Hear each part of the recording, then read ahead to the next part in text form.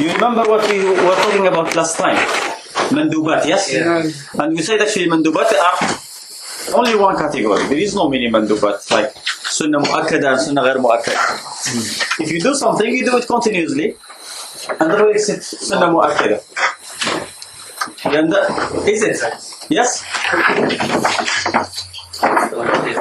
Yeah? Doesn't make sense. You remember I said something which some of you didn't agree when I said that people say, the majority say, if you leave the Mandoub, then you are fasiq and your testimony will not be accepted. He says it here, look. He says, وَيُلَاحَظُ هُنَا أَمْرًا. He says you will realize here two things. الأول إن المندوب بجملته يعتبر كمقدمة للواجب. It's like part of the beginning of the wajib. It's not wajib by itself. Okay, that is just مقدمة للواجب. It leads to wajib, it helps you to do the wajib. Second, إن المندوب وإن كان غير لازم باعتبار جزئه إلا أنه لازم باعتبار الكل. You say mandub, even though by itself, like if we take it one by one, is not an obligation. But it's an obligation together. Like he said, if a person does not, if he says Salatul Jama'ah is Sunnah, according to the majority, Salatul Jama'ah is Sunnah. And Surah Al-Fajr and Witr, all these they considered Sunnah, yes? They say, but if a person leave all of them, he doesn't do any of these, then he deserves to be punished. And وَيَسْتَحِقُّ عَلَيْهِ التَّأْدِيبَ وَالزَّجْرِ. Okay? He says, كُلُّهَا مَنْدُوبَةٌ لَازِمًا مِنْ حَيْثُ الْكُلِّ فَلَا يَصِحُّ تَرْكُهَا. You see, you probably have heard when we say about in hadith that Ahmed bin Hanbal, for example, and others have said, if someone doesn't pray witr, they say witr is sunnah. Someone doesn't pray it, then his shahada is not accepted. Which doesn't make sense. Either it's obligation or it's not. They are just doing the same thing as the Hanaf, who say this is wajib but it's not fard. Yeah? It doesn't make sense that something is a sunnah, but then it is a wajib. Look at what he says here. Something which doesn't make sense at all as well. He says, وَمِنْهُ أَيْضًا النِّكَاحِ. They say marriage is sunnah. The majority opinion is marriage is sunnah. Even though the hadith says, يَا مَعْشَرَ الشَّبَابِ مَنْ صَدَعَ مِنْكُمُ الْبَاءَةَ فَلْيَتَزَوَّجْ. This is lam al-amr, isn't it? And amr is al-wujub. And there is no proof whatsoever that takes this order from wujub to mustahab. You won't find it. Doesn't exist. But what he says here, he says, وَمِنْهُ أَيْضًا النِّكَاحِ فَلَا يَصِحُّ تَرْكُهُ مِنْ قِبَلِ الْأُمَّةِ كُلِّهَا. He says, he should not everybody can leave it. Sunnah, but some people have to do it. But we make it فرض كفاية. He says, لأن في هذا الترك فناءها فهو مندوب من حيث الجزء واجب بالنسبة للجماعة. فهو كأنه فرض كفاية. No, he is فرض كفاية. The way you are putting it, it is فرض كفاية. Huh? So if it is almost like فرض كفاية, what do you call it? Huh? What is the name of it? Huh? And where is it? Above the mandub, below the فرض كفاية. So what is it, the hukum about it? If someone doesn't do it, what, he deserves punishment or not? You understand? Sometimes you will find things that people read and accept without thinking. But the truth is, there is no something like كأنه فرض كفاية. There is something called فرض كفاية.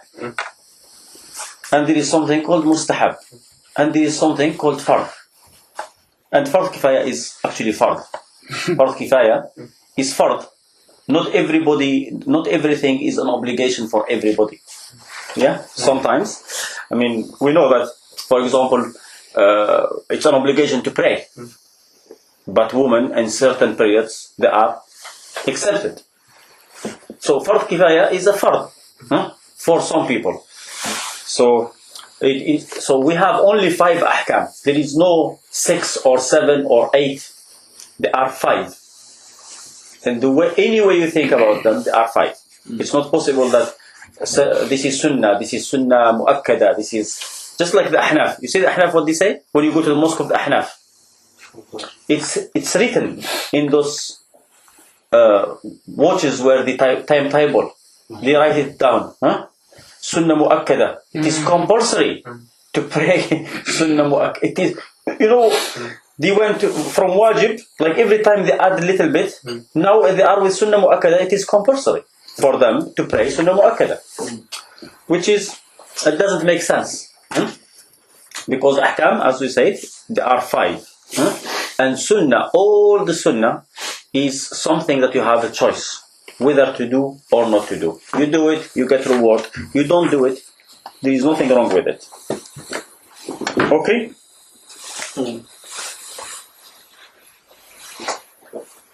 Okay, now we spoke about Muharram. Yes? Huh? We spoke about Haram. Yeah, but when I went to... We didn't come through the book. Okay, let's go through the book. So, Matlab Thalith is Haram. So we spoke about obligation, Mandoub, Haram. الحرام هو ما طلب الشارع الكف عنه على وجه الحتم والإلزام فيكون تاركه مأجورا مطيعا وفاعله آثما عاصيا. Is, they say ما طلب الشارع. You see, this is the definition always. ما طلب الشارع means the Sharia has required, which is not true, because the Sharia doesn't require. It's Allah has ordered and made it compulsory on people not to do something that has prohibited or forbidden. Because when they say Sharia, they always say Allah or His Prophet. But the thing is, the Prophet would have asked, but not made the decision himself. Yeah. So, and that is what the requirement of the Sharia is, that you don't do it without without having the choice. Yeah? Without being in position to choose. So you have to, it's prohibited, is something that you have to stop doing. That you can't do, you can't approach. That is what is haram. ما طلب الشارع تركه على سبيل الحتم. تركه الكف عنه. Okay? So whoever does something haram, it means whoever does it is so something which is haram is something, it means whoever does it is deserving of punishment and he is disobedient.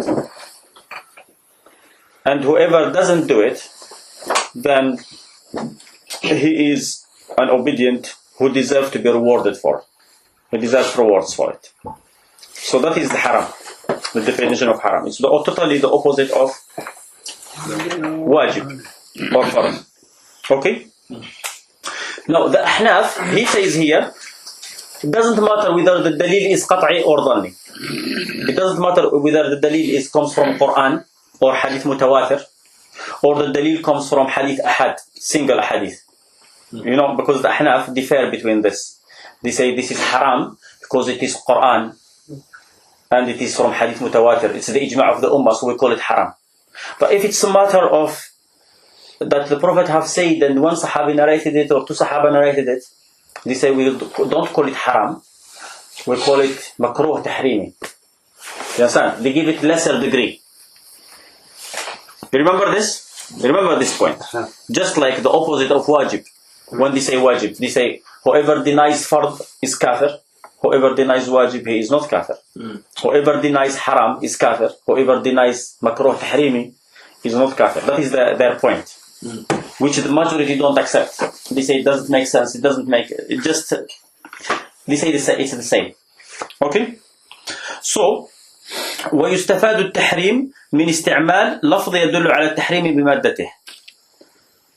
How do we know haram? You remember the صيغة that we mentioned. We have already mentioned those صيغة. If there is the word haram, if Allah says forbidden for you is, that is one way to know it's haram. If there is nahi, if Allah says don't do this, don't approach this, that is clearly haram.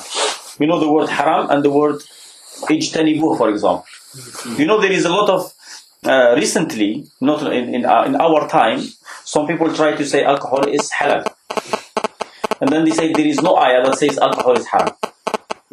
Like you see, حرمت عليكم أمهاتكم, forbidden for you is your mothers and sisters for marriage. Now, حرمت عليكم الميتة والدم, forbidden for you is dead meat and blood. But there is no ayah that says حرمت عليكم الخمر, forbidden for you is khamr. So they said that means alcohol is halal. They said there is no dalil. When it comes to ayah, the ayah this says يا أيها الذين آمنوا إنما الخمر والميسر والأنصاب والأزلام رجس من عمل الشيطان فاجتنبوه. Now it's an order, that's enough. اجتنبوه, keep away from it. You know, because some people they say order, we have to find out if it's an obligation or not. Not order. It's the damir of فاجتنبوه. What does it go back to? أقرب بمذكور. So that the أقرب بمذكور is رجس من عمل الشيطان. Yes. So somebody could argue that, isn't it? Say that it's saying to keep away from shaitan. Yeah, رجس من عمل الشيطان فاجتنبوه. Yeah. Yes, keep away from it. عمل الشيطان فاجتنبوه. Keep away from it. Yes. Okay. Now, these people who say this, they might not believe in the hadith, ahad.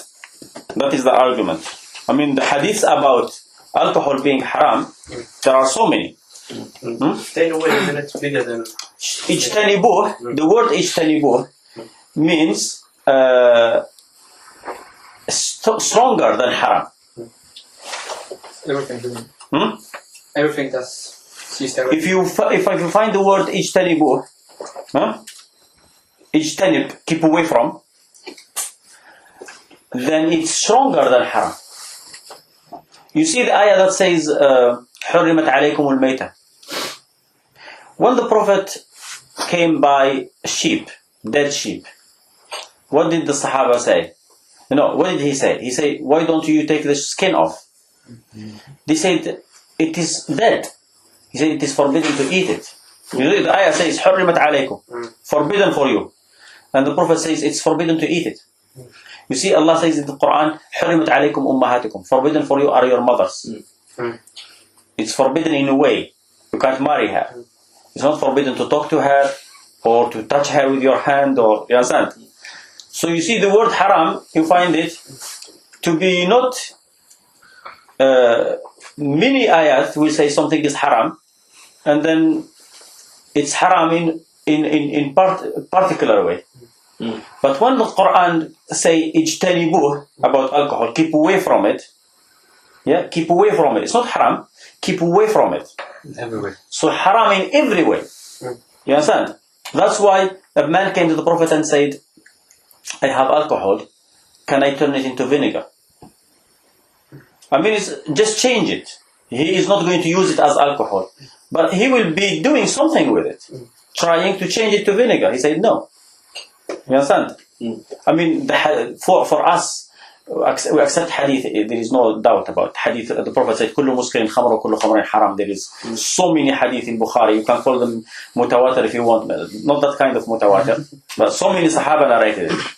But the word ijtanibuh means keep away from it. So you can't drink it, you can't make it, you can't transfer it, you can just do something.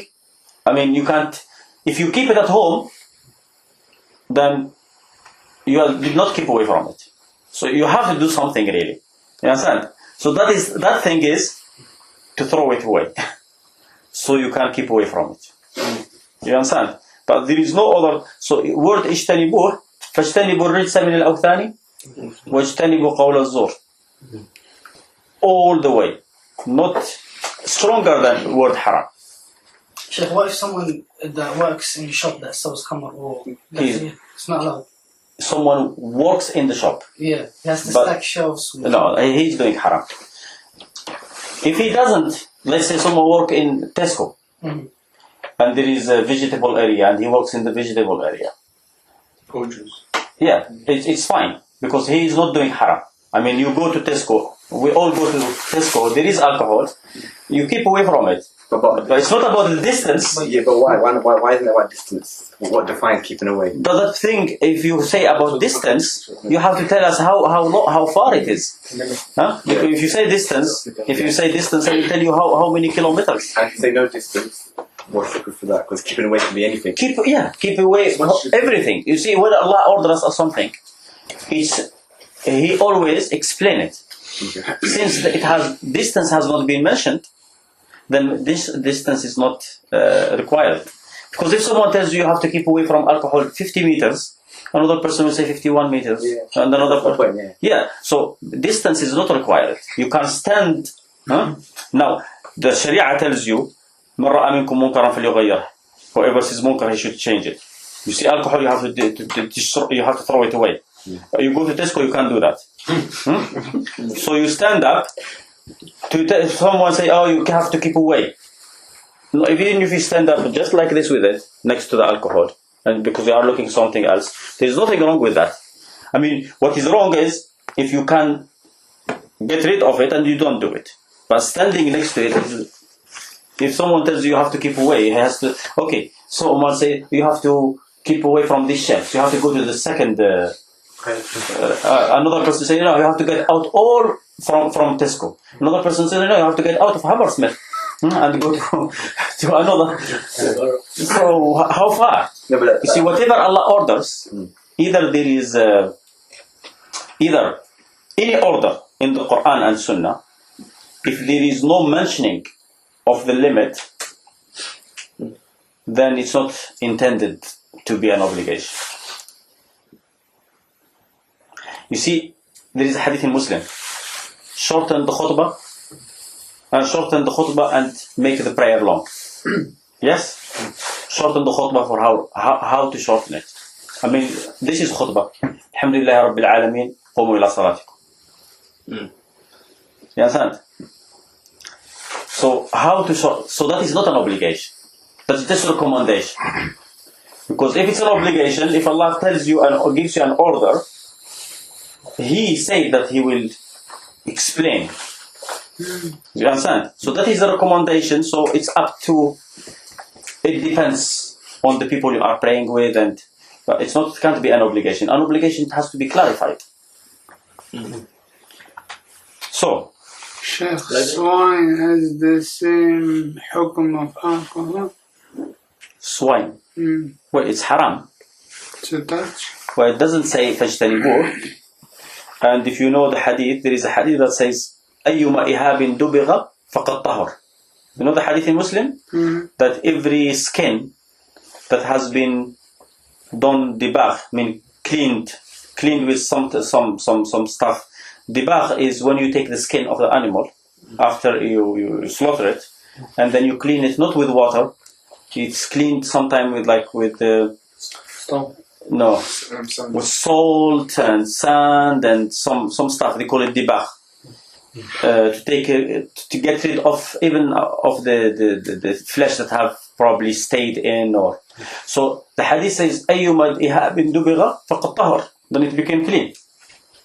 That's why there is many who have the opinion that the skin of a swine is clean after there is dibagh. You understand? This is the opinion of many of the within the four madhahib. You find people who say it is haram. It doesn't say if the ayah said about the pig ijtanibuh, then if you take the skin, then you have not kept away from it. You understand? But this ayah says إنه فسق. أو فسقا أهل لغير الله به. إنه رجس. فإنه رجس. Yeah, dirty. Yeah. And the hadith says that if dirty, even the dead meat, فقد طهر. Then after you clean it, it becomes clean. Okay. So nobody tells you to wear it when it is dirty. Actually, that clarifies that what is dirty becomes clean with the bath of the skin. Okay. So I was thinking for Uruj is a fahjur. How do you put that together? Sorry? Because you know the ayah says Uruj is a fahjur. والرجزة? Fahjur. Yeah, والرجزة فهجر. Keep away from it. Yeah, so how? Before you do this cleaning, Yes. how are you gonna stay away from it? Yeah, but because there is specific permission here, it says that you can dead meat. If the hadith says, أيما إهاب دبغ فقد طهر. Yeah. What does it show? It shows that it was not طهر before. Yeah, صح. So بس مفهوم مخالف. مفهوم مخالف. no, it's not مفهوم مخالف. No, it's not مفهوم Why مخالف. the pig skin and the dog skin? Well, that is the big. That is everything. Because some have excluded. We said the swine. That is pig. I mean, that is some said pig and the dog is excluded. You understand? Some have said this, but they have no proof. I mean, a pig is dirty, and dead meat is dirty. Yeah, but if you slaughter it, it's not. You can eat No, I'm talking about dead by itself. it. Oh, okay. Huh?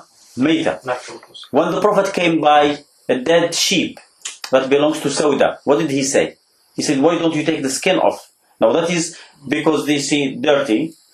They said, Ya Rasulullah, innaha mayta. It's mayta. He said, innama hurrima akluha. What is forbidden is to eat it. So the word haram in the Quran was referring to eating. So the Prophet explained that haram here is only about eating. Of course, after Fath Makkah, it became also, the Prophet made speech about selling, and selling of mayta is haram. So later it became selling it as well as haram. Yes? But at that time, it was only haram to eat it. You got this point? So what is haram is to eat it. Now what if someone says, what about the swine? It's dirty, isn't it? فإنه رجس. And then the Prophet says, أيما إهاب دبغ فقد طهر. If ihab is cleaned, then it's tahar. What does ihab mean? Ihab is the skin. The skin. You know, skin. People eat skin. Many people eat the skin of the animals. I mean, some countries they don't take the skin off the sheep. They just burn it with the skin, and then they eat the skin. I mean, the hair will go out, but the skin stays there, and they eat it. Now, if someone takes the swine and say, no, it's tahar. Huh? So they eat it. They're not allowed to eat what Allah's name has not been What if Christians slaughter it and say Bismillah? Huh? What if Christians slaughter it and say Bismillah? If it's allowed, we don't. Huh? Well, the Christians, normally, we don't know their religion. But according to the history, they were not allowed to eat it anyway. So it's not allowed for them. Yeah. So if they slaughter it, it is Pig is forbidden. not allowed. But anyway, even if it was allowed, it's the Prophet said, "Innama hurrima akluha." It is forbidden to eat it. So even if it's become clean, it's still forbidden to eat it anyway. So even if the ain of the animal is haram, like kelb and swine, if it Yeah, has, it is the opinion of not the majority, the minority, that dog and swine, if the skin is taken off and doing the bath, so you can use it. Yes, the skin, to use it as clothing. And, it is It's a minority, yeah? minority of the fuqaha, including the Zahiris, he says halal to use it. Some Shafi'is as well. Okay, so tahrim, we said we have different ways to know something is haram. Hurrimat, there is no, it's not halal. The word is not halal. It means also it's haram. Yes. So they say aqsam al-haram. Haram being divided into how many categories? 2 categories. محرم لذاته محرم لغيره. Something is forbidden for itself, and something is forbidden for other reasons. It's not محرم لذاته. Okay, محرم لذاته, they say zina. Zina is forbidden for itself. It's forbidden. Yes? And eating of the dead meat, and stealing and killing, they say this is haram لذاته. What is haram لغيره.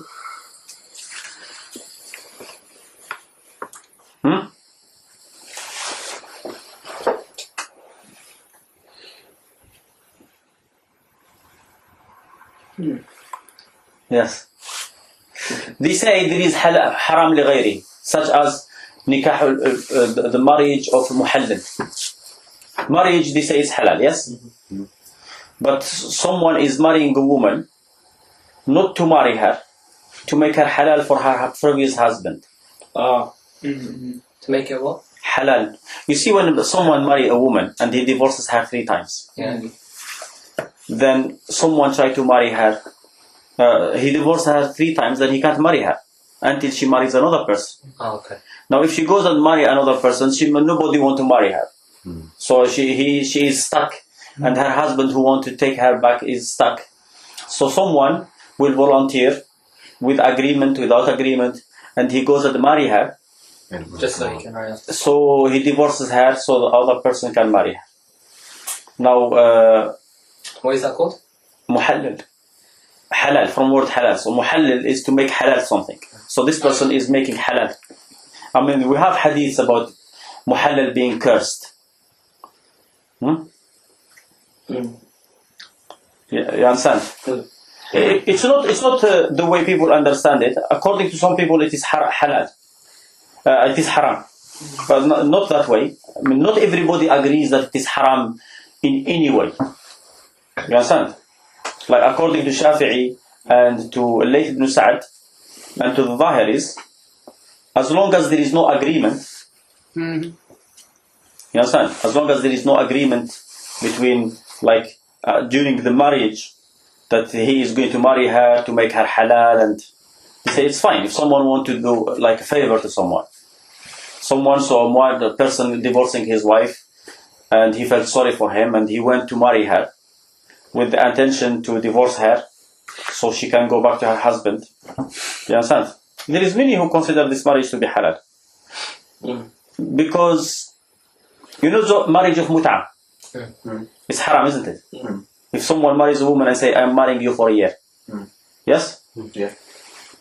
But you know that the Hanbalis, including Ibn Taymiyyah and the Hanbalis of Saudi today, such as Ibn Baz and Ibn Uthaymeen, they say a person can go and marry a woman and he has in his intention to divorce her. You know that? Yeah, yes. But he doesn't say it.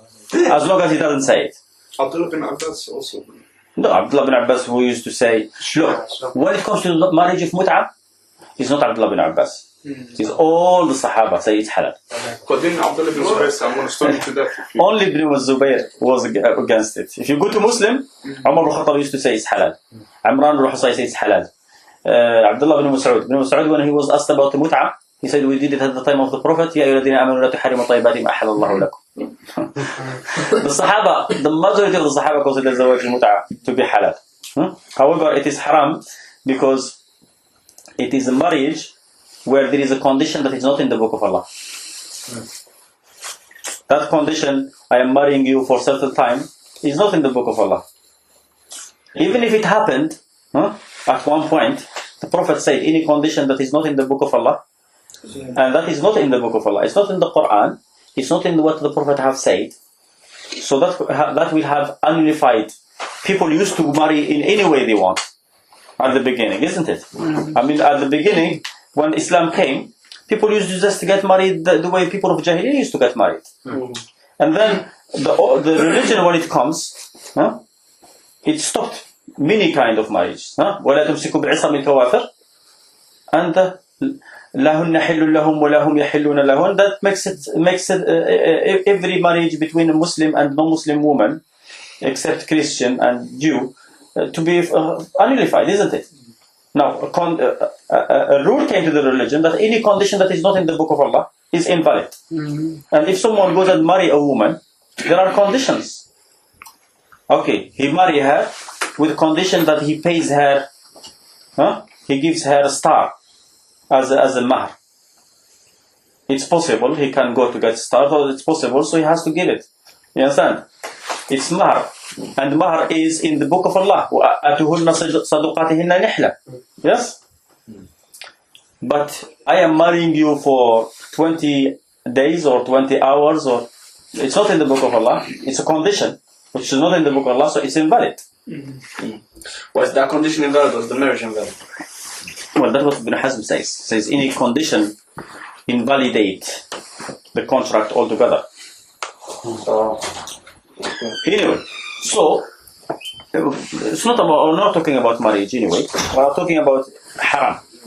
Yeah. So they say talaq. He said talaq bid'i. Yes. Talaq, which is talaq when a person divorces his wife during her period. Yes. You know, this divorce is considered to be haram.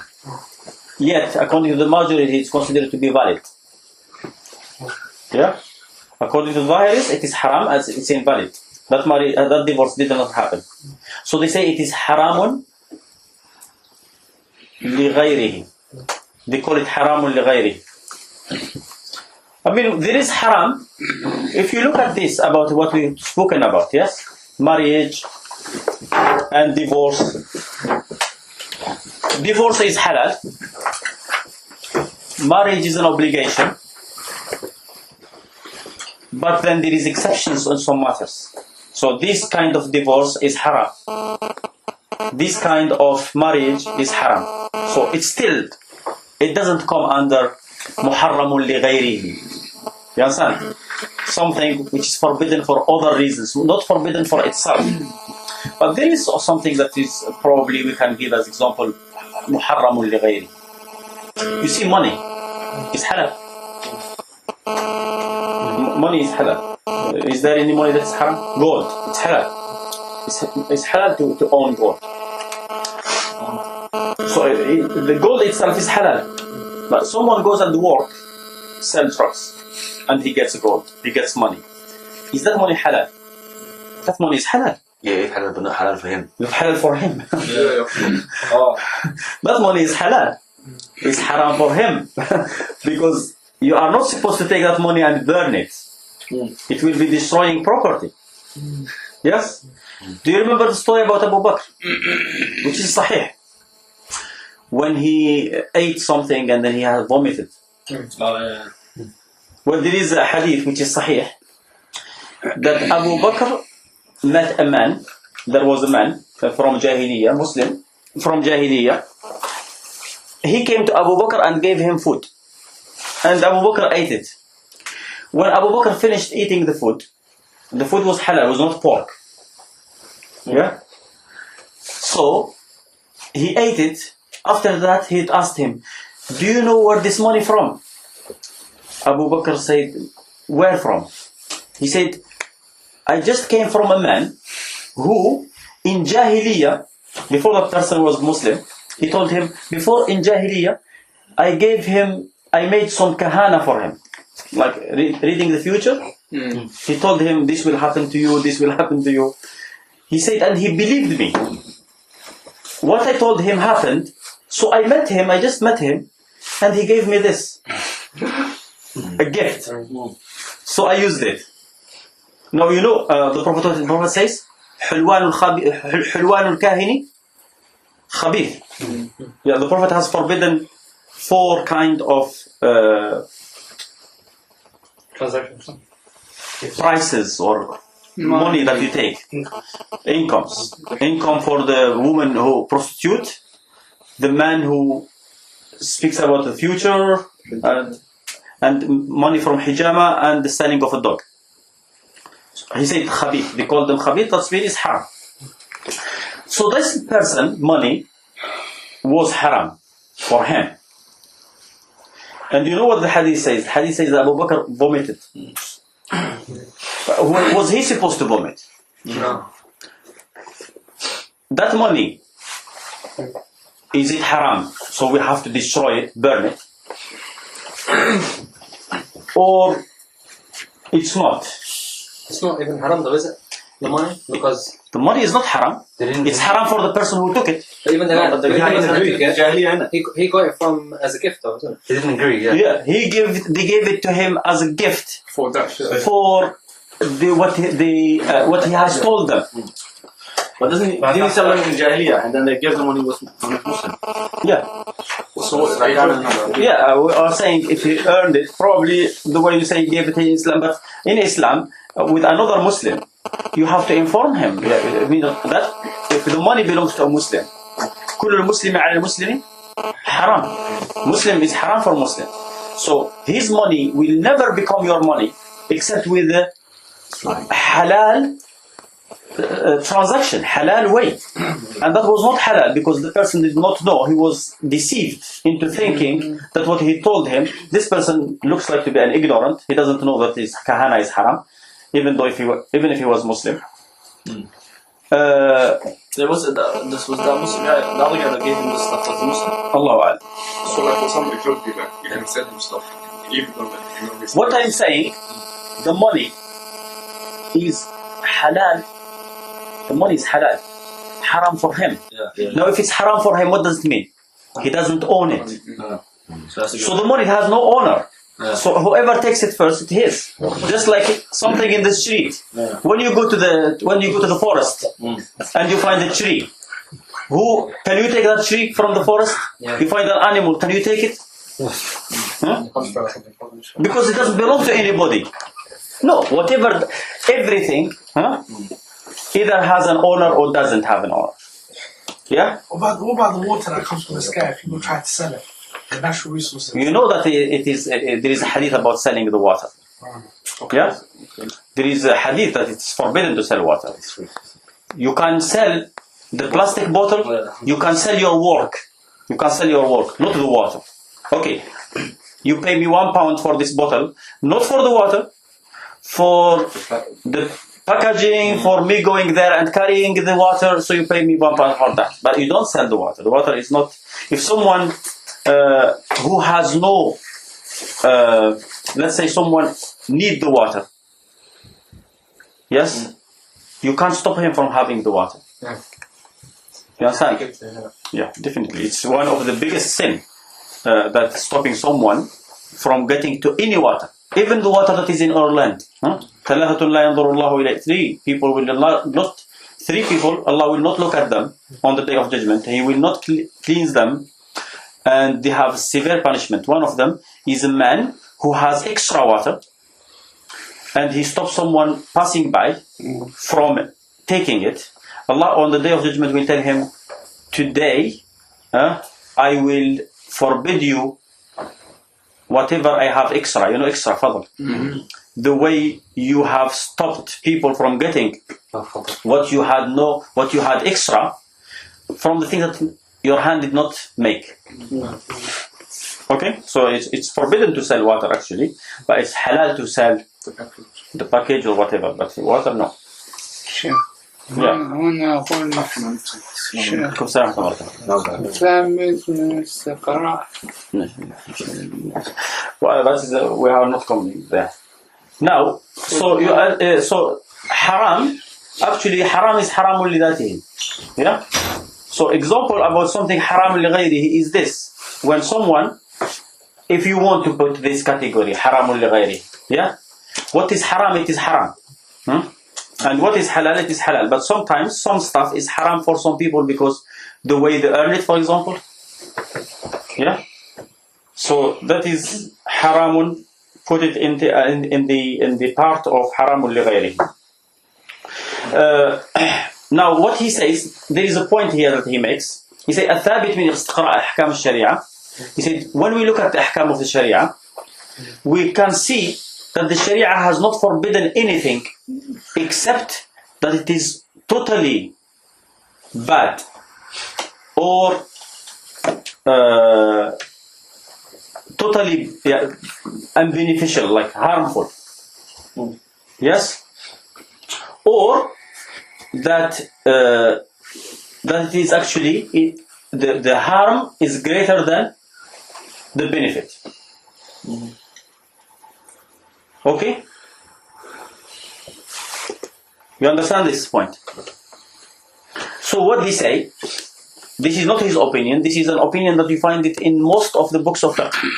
They say that Allah has not forbidden anything except for two reasons. Either the thing that has been forbidden is totally harmful, or the harm is greater than the benefits. Do you know where it comes from? I mean, totally wrong, totally harmful, it just makes sense.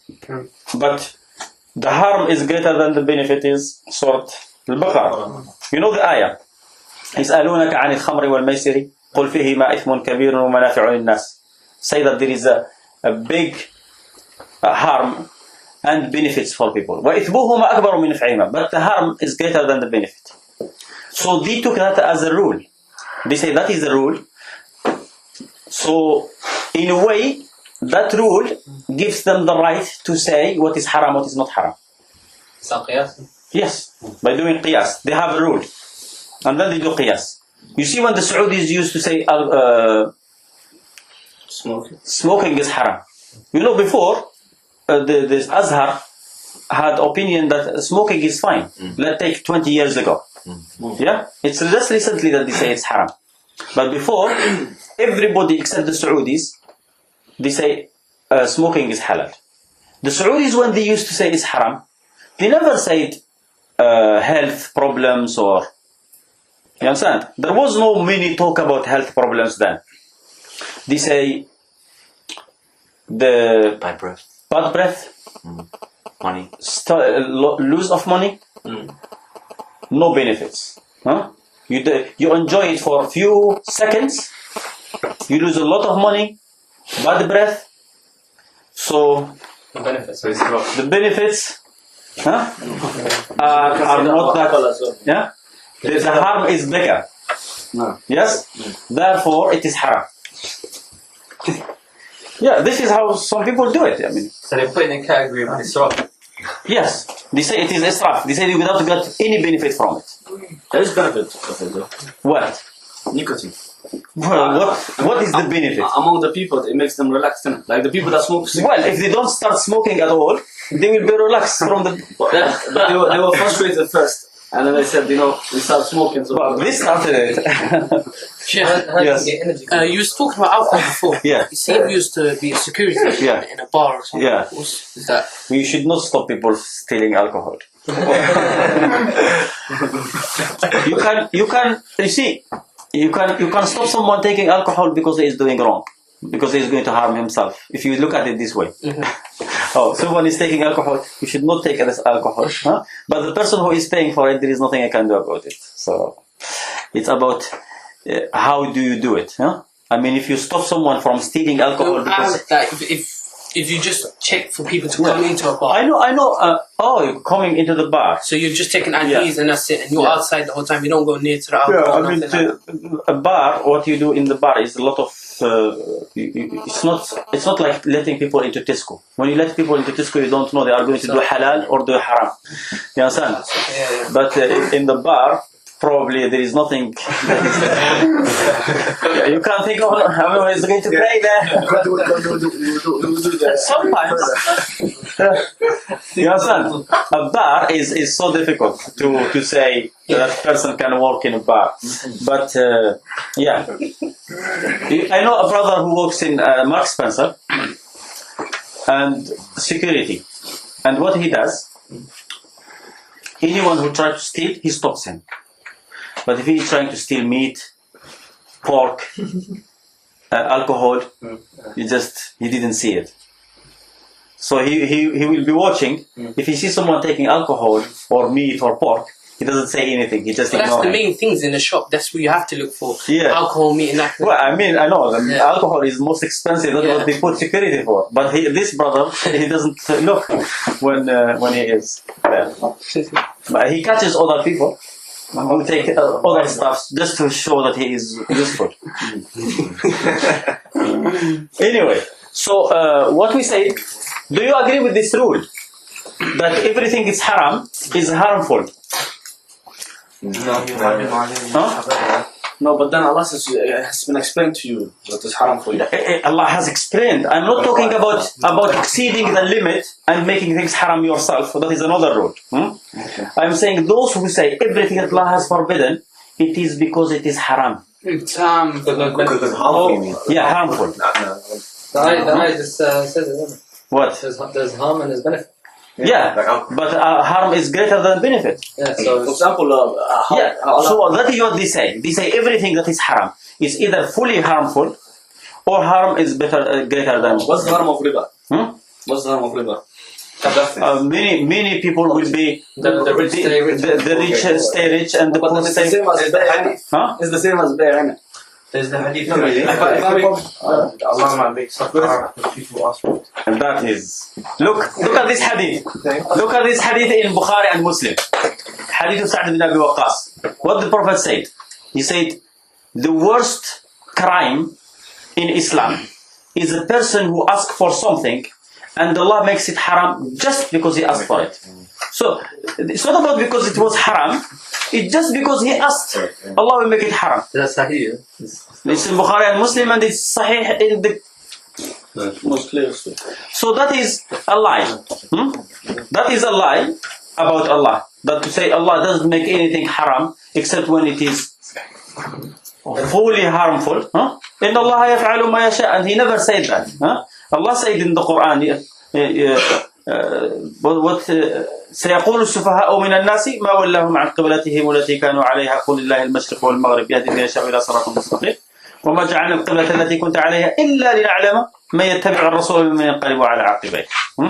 So there is no, it's just to test people. هو الذي خلق الموت والحياة ليبلوكم أيكم أحسن عملا.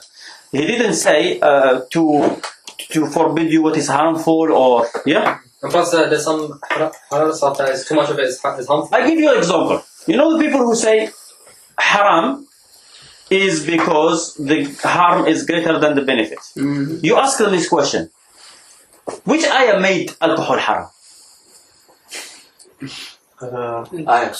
Which ayah make it haram? There is two ayahs in the Quran. There is the one that says in فَاجْتَنِبُوهُ, which was in Surah Al-Ma'idah. And then there is the one that says فِيهِمَا إِثْمٌ كَبِيرٌ وَمَنَافِعُ لِلنَّاسِ. When this ayah was revealed, did the Prophet make the alcohol haram? Still halal.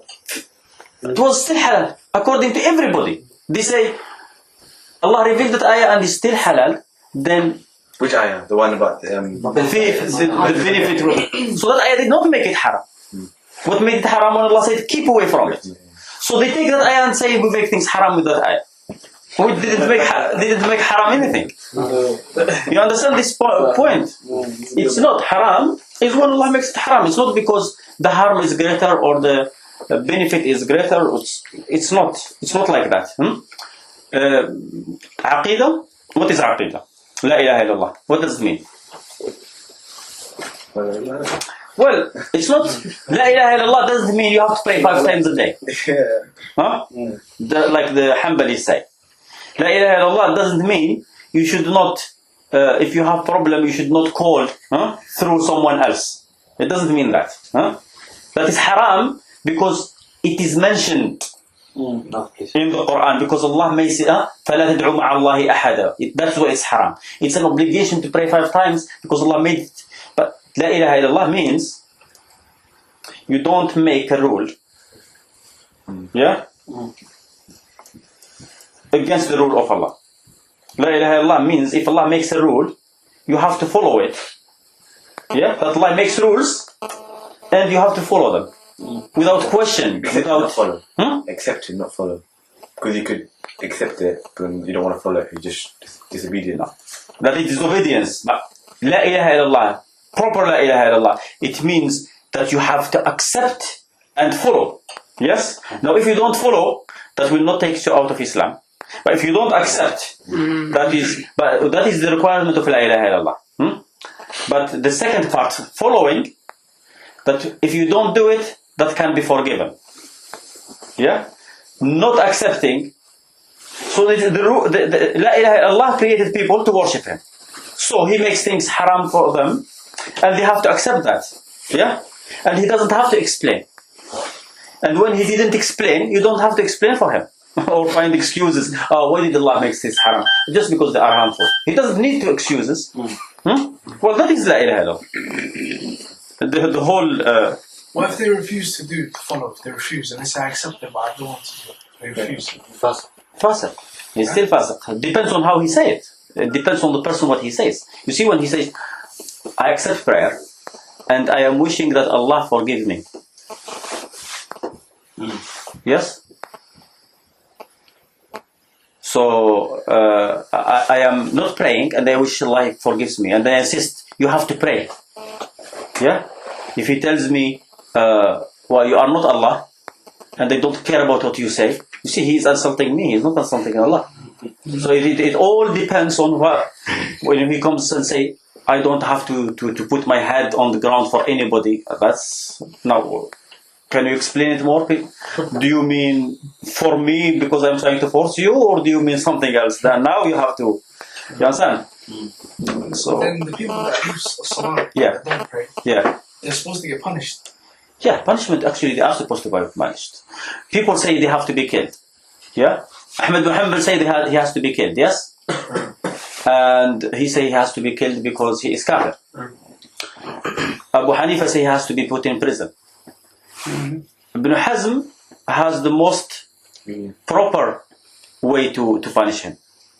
You see, there is a hadith in Bukhari and Muslim that says لا جلد لا يجلد فوق 10 جلدات إلا في حد من حدود الله.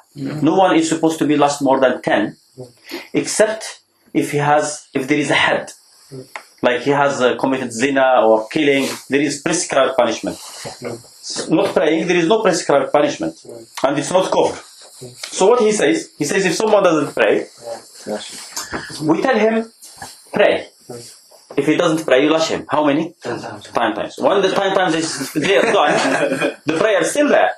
Pray. And he doesn't pray, what do you do? 1 time. So you punish him except at the time when there is no prayer. I mean, sunrise, then there is no prayer. The prayer is gone. Yeah?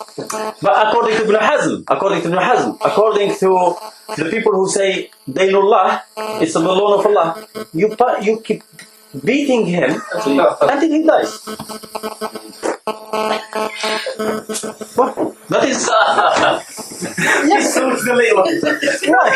They come like 10 minutes later. You are early today.